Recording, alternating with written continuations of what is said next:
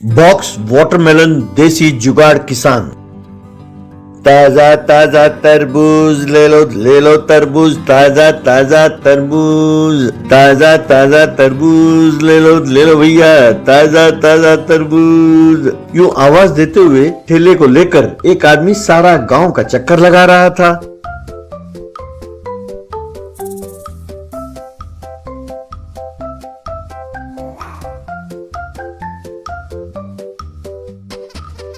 उसका नाम था परमेश। परमेश की पत्नी और बच्चे थे। उसके पास एक छोटा सा खेत था।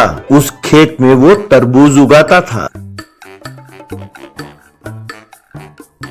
वो उन तरबूजों को ठेले पे रख के पूरे गांव में जाकर बेचता था। तरबूज ले लो तरबूज, ताजा ताजा तरबूज ले लो भैया, ओ बहन जी तरबूज ले लो, ताजा ताजा तरबूज कह के बेचता था।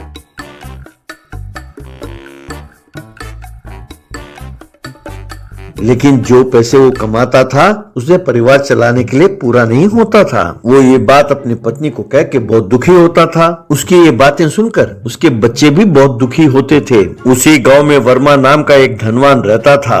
उसके कई बिजनेस थे।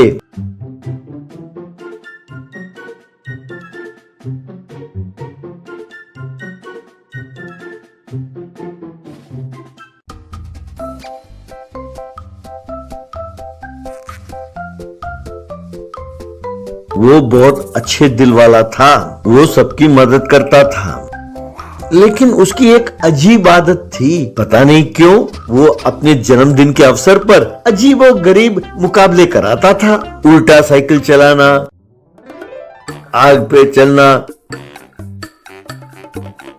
जलते हुए 4 टायरों के बीच में से कूद के बाहर निकलना, एक ही पैर पर दिन भर खड़े रहना, यूं एक नहीं कई किस्म के मुकाबले कराता रहता था। और जो ये मुकाबला जीतता उसे वो नकद इनाम देता था।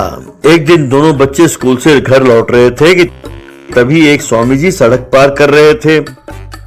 तभी बच्चों ने देखा कि दूर से एक लॉरी बड़ी तेजी के साथ आ रही थी। स्वामी जी ने ये नहीं देखा, उस सड़क पार करने में लगे हुए थे। ये देखकर दोनों बच्चों ने जोर से चिल्लाया, लेकिन स्वामी जी का ध्यान नहीं गया।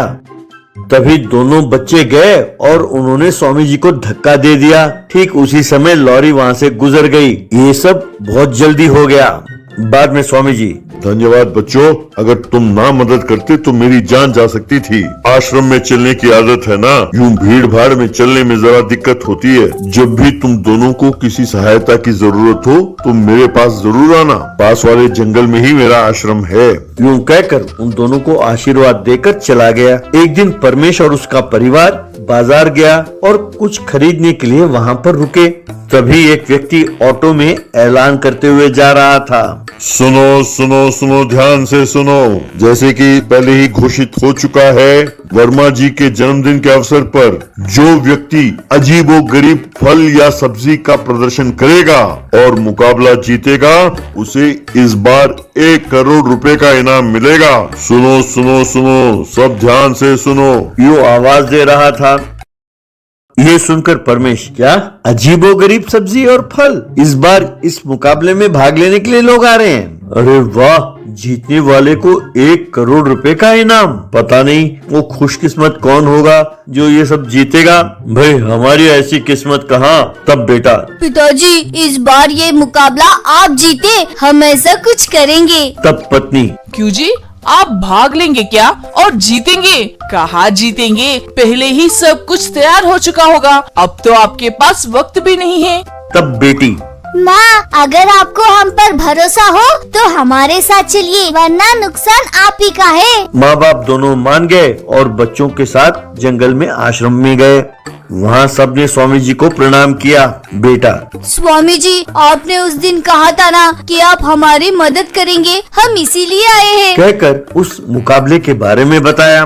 तब स्वामी जी, तुम क्या कहना चाहते हो मैं जानता हूँ बेटा। तुम्हारी यही इच्छा है ना कि उस मुकाबले में तुम्हारे पिताजी भाग लें और इनाम जीते। कहकर उन्होंने हवा में अपना हाथ घुमाया और एक छोटा सा शीशा प्रकट हुआ। उस शीशे के अंदर कोई द्रव्य था। उस शीशे को परमेश को देते हुए बेटा, इस द्रव्य को तुम अपने तरबूज के फसल पर छिड़को। तुम्हारे तरबूज अजीब रूप में बदल जाएंगे। फिर उन्हें प्रदर्शन में रखो। अगर तुम मुकाबले में जीत गए तो बढ़िया है, वरना दुखी होने की जरूरत नहीं है। घर आकर उस तरबूज को काट कर देखो, तुम्हारा भला होगा। तब वो सब चले गए और जाकर सब फसल पर उन्होंने उस द्रव्य को छिड़का।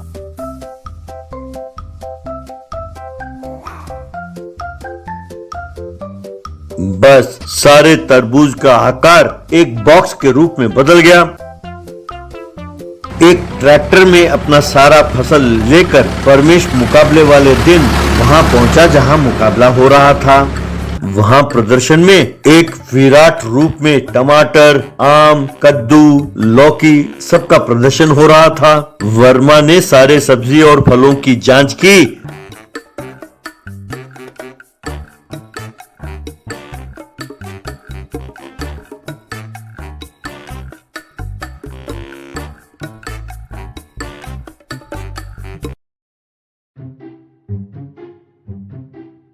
और परमेश को मुकाबला में विजेता घोषित किया।